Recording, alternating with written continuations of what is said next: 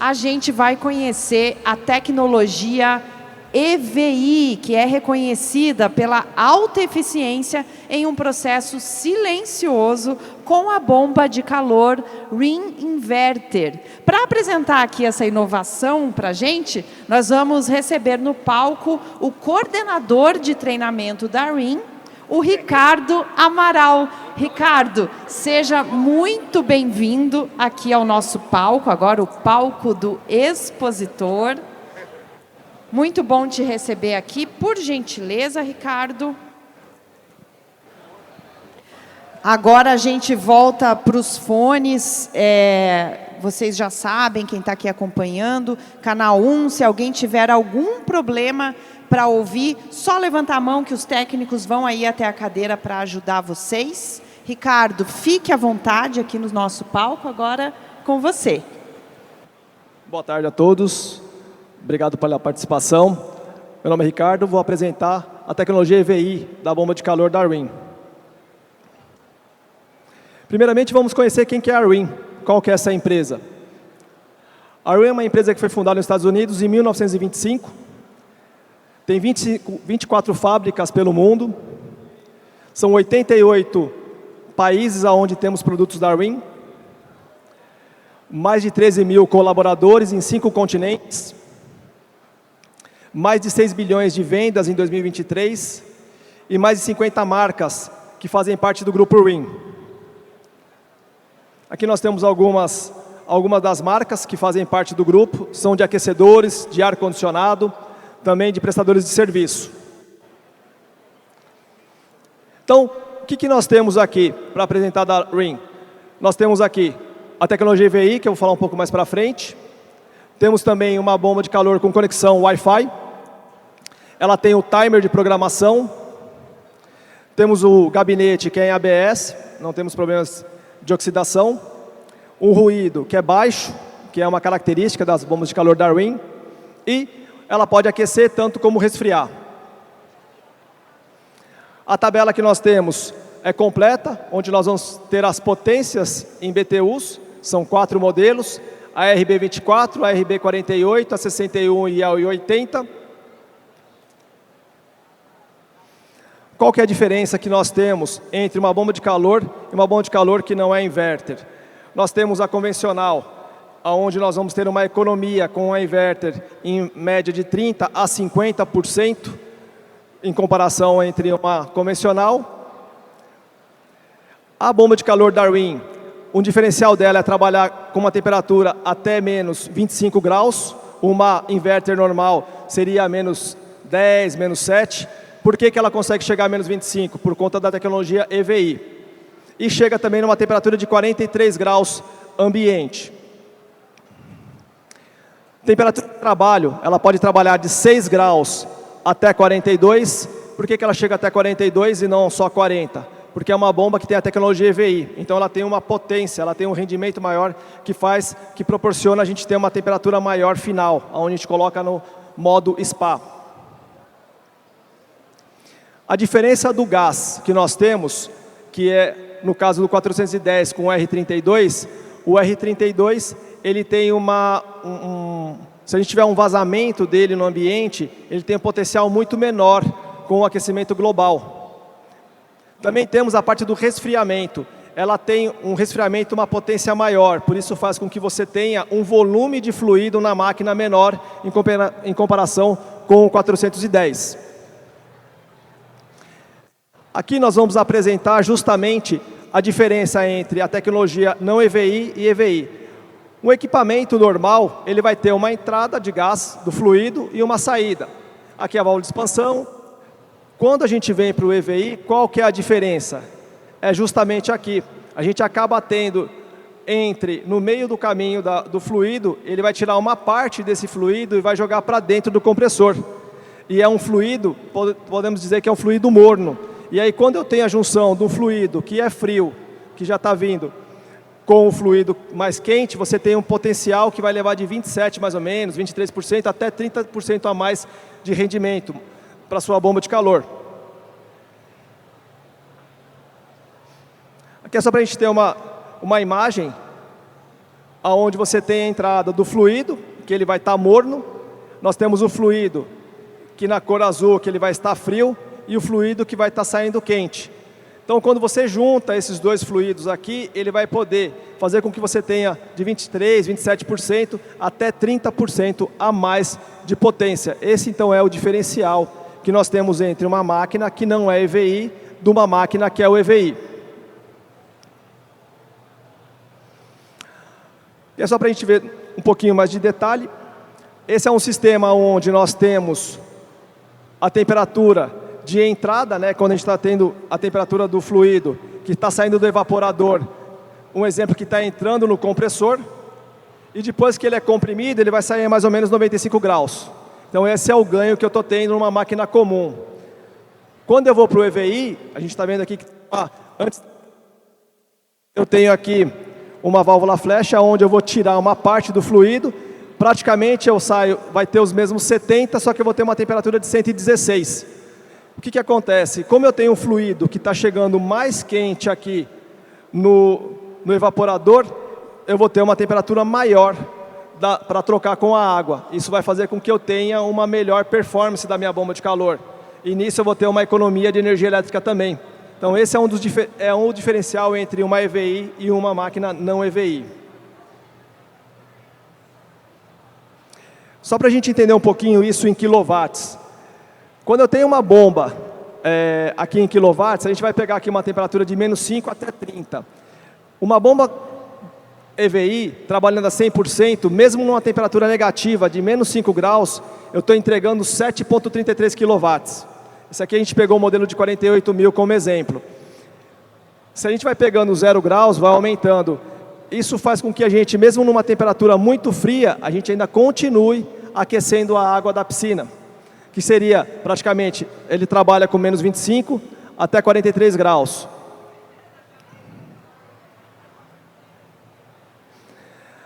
A bomba de calor ela é ensaiada com uma das temperaturas de 26 graus. Então, se nós, hoje, essa potência que nós estamos apresentando, ela está a 26 graus. Ela está entregando 14,33. E quanto mais quente o ambiente, mais calor, mais potência ela vai entregar. Que é um exemplo, ela vai dar 16,21 e assim por diante. Esse que é aonde a gente chega no melhor COP da bomba de calor no ensaio, 26 graus.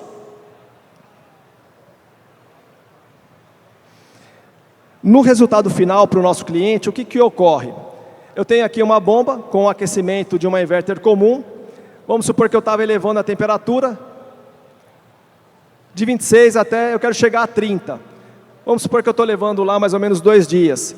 Se eu tiver com o inverter, eu vou chegar com uma temperatura até 30 ou um pouco mais, de forma mais rápida.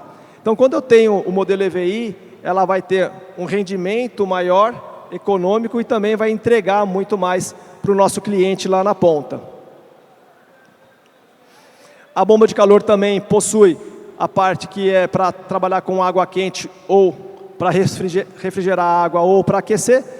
O responsável por isso é justamente a válvula reversora.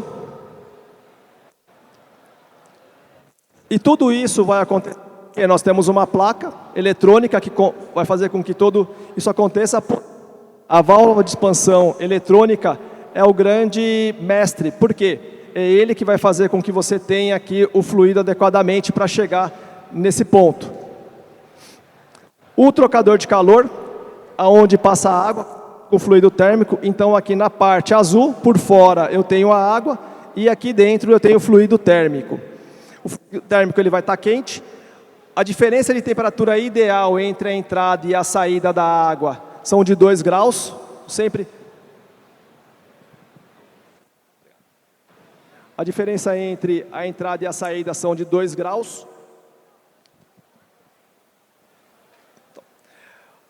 Um diferencial também do trocador de calor é ele ser silencioso. Porque a bomba de calor hoje, o que o cliente quer? Ele quer um equipamento que não faça ruído. Então, não só ter um ventilador que ele é silencioso, mas também você ter um trocador de calor, que também ele faz com que você não tenha o ruído da água passando por ele. Falando um pouquinho da bomba de calor, nós temos o painel dela. O painel dela tem os modos, nós temos um timer para aumentar ou diminuir, o liga e desliga e também a função. Nós temos um display que ele fica acoplado na placa, mas eu também posso tirar esse display e colocar até 10 metros com um cabinho. Por que isso? Hoje, geralmente, a bomba de calor ela não fica só no piso, a gente coloca muito ela também no alto, em cima de lajes, e aí nós temos o Wi-Fi. Só que o Wi-Fi, nem sempre o cliente tem um Wi-Fi que é muito bom. Então, o que a gente faz? A gente desce, né, o nosso painelzinho até um ambiente adequado, e aí o Wi-Fi vai funcionar muito melhor, porque aí o cliente não precisa deslocar modem, nada disso. Então, isso também é uma forma de ajudar o técnico na instalação. Também temos aqui o sensor de temperatura externo, porque ela tem a temperatura de entrada, de saída e também externa, que é apresentada no painel. Também temos aqui o manômetro que apresenta para nós a pressão do fluido térmico. Isso aqui é importante porque às vezes a gente consegue visualizar se tem algum problema, algum vazamento de fluido, ou se a pressão não está adequada, também só de visualizar dessa forma. A instalação é muito simples, nós temos a entrada para energia elétrica, em 2 pontos. Esse aqui, se eu quiser fazer um controle externo, eu também consigo fazer. E tenho também aqui a saída da bomba, a bomba hidráulica. Essa bomba de calor, ela controla a bomba hidráulica. Então, quando vai ligar, caiu a temperatura, a bomba hidráulica, ela começa a passar água na bomba de calor, depois mais ou menos uns 3 minutos, a bomba inicia. Quando ela parar também, ela vai parar a bomba de calor quando chegar na temperatura e depois ela também para o funcionamento da bomba hidráulica. A instalação, a gente sempre pede para colocar um sistema de proteção, então eu coloco o disjuntor, coloco o disjuntor e coloco sempre o sistema de proteção dela. Para a bomba também, a gente pede para colocar um sistema de proteção. Por quê? Porque se der algum problema na bomba, pode estragar a placa. Então a gente coloca também um sistema de proteção para não ter problema. Pode-se aplicar uma bomba, 2, 3 ou mais. Nós temos aqui, no caso, 2 bombas, onde tem uma única aplicação de tensão. E a gente sempre faz um retorno invertido para justamente a mesma pressão de água que tem na parte superior, tem na parte inferior. E sempre colocamos o bypass. Por que nós recomendamos colocar o bypass? Porque o ideal de funcionamento da bomba de calor são 2 graus entre a entrada e a saída. E às vezes a gente coloca uma bomba que ela ou é um pouco maior, e aí a gente ajusta esses 2 graus justamente no bypass. Então eu consigo fazer esse ajuste nessa instalação. Temos aqui mais de uma bomba, e aí nós temos uma tabelinha onde vai falar para vocês qual que são as tubulações que nós vamos utilizar aqui. A da bomba de calor é de 50 milímetros, e aí a gente vai fazer aqui uma tubulação a mais, geralmente ela é maior, dependendo do número de máquinas que a gente precisa. A gente tem uma tabela para colocar as bombas. Temperaturas de trabalho da bomba de calor. Nós temos 4 modos. O modo automático, que ele vai de 6 a 40, e qual que é a função do modo automático? O modo automático, ela vai aquecer ou vai refrigerar a água como a necessidade. Vamos supor, eu tenho uma região que é muito quente, vamos lá para Cuiabá, muito quente. Eu coloco 28 graus. Vamos supor que um dia lá está 23, 24, a minha piscina está 28 graus, mas no outro dia deu 45 graus. Eu quero os 28, ela refrigera. Então ela vai aquecer ou refrigerar conforme a necessidade. Esse é no modo automático.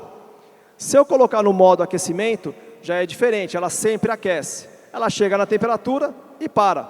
Mesmo que a temperatura do ambiente esteja maior, ela não vai funcionar. Esse é o modo aquecimento. O modo spa, ele vai de 15 a 42. A diferença entre o aquecimento e ele está justamente aonde que o aquecimento chega até 40 e no modo spa chega a 42. E temos também o modo resfriamento, que vai de 6 a 15 graus. É meio raro a gente usar o modo resfriamento, mas também temos essa opção. O painelzinho dela, nós conseguimos ver tanto a temperatura de entrada, que é o inlet, Conseguimos ver aqui, então, a temperatura de entrada, uma temperatura que aqui no caso é de saída, então está com 2 graus de diferença, que é o ideal.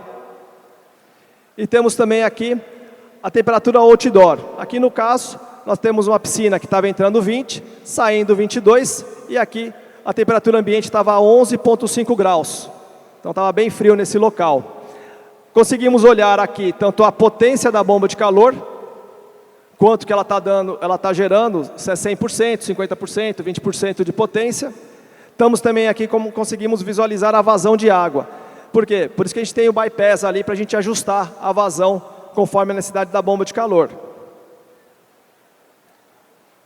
A bomba também possui uma série de códigos de erro e a gente consegue enxergar, né, adentrar o histórico de erro. Por que a gente usa e é importante o histórico de erro? Às vezes o cliente nos chama, olha, parou de funcionar. Quando a gente volta, ele fala, voltou a funcionar a bomba de calor, eu desliguei. Para que eu veja e saiba qual foi o código que ocorreu, eu acesso esse histórico de erro e consigo ver todos os códigos que ocorreram. Também tenho outras formas de visualizar o próprio funcionamento da bomba de calor. Velocidade do compressor, né, se a válvulas estão abertas, eu consigo ver tudo isso. Temperaturas dos sensores, também consigo visualizar isso também aqui no códigos de erro. Aqui é só para a gente dar uma olhadinha no número de códigos de erros que nós temos. Nós temos o principais, e aí nós temos a família, que são os detalhes. Ele pode aparecer esses códigos, e eu vejo esses códigos, todos eles no histórico. E aí são 2 listas de código de erro. Então, sempre que tem algum problema, a gente consegue diagnosticar o problema que está ocorrendo. A bomba de calor também, a gente pode ter a visualização e o funcionamento dela controlado nas mãos, com o Wi-Fi. O que nós precisamos fazer para instalar? Saber se o ambiente, né, se a potência do sinal está adequado. O que eu consigo controlar?